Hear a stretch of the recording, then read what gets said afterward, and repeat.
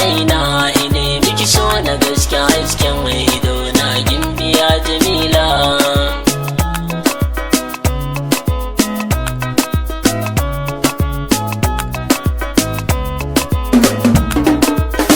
Na girma ta sinkin hasken mai ido na sai ki zo mu lula taskar kawai rikice ta zamto jini na gimbiya jamila. Daga inda na je ina ta zagan jini na mai kawar da kwalla na samu diyar da ba ta yawo da talla.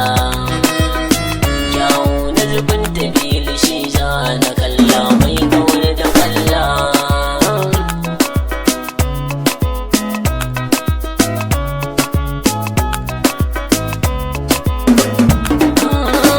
Mai san mu da ni da ke ina sani ma ko cikin kabila.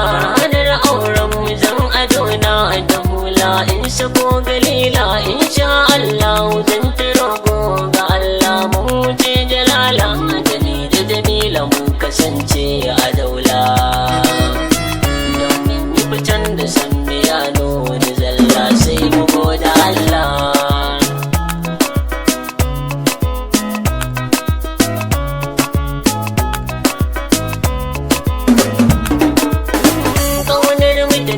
Ce makarar alaka sanda muka kulla murkirki da yan uba su fada a cikin yanki na dan wakala. Yankin kaunar miya tararwa alakar majanin da laila. Mai sanyar ba mu zai kasance hawala ko da karfinsa ya tararwa na yi tilakansa ta na kalla.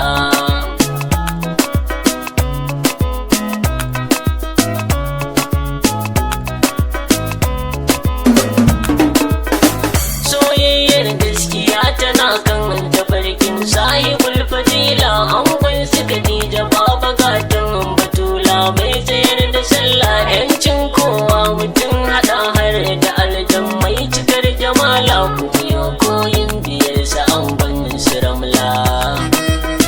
Keken halin da ya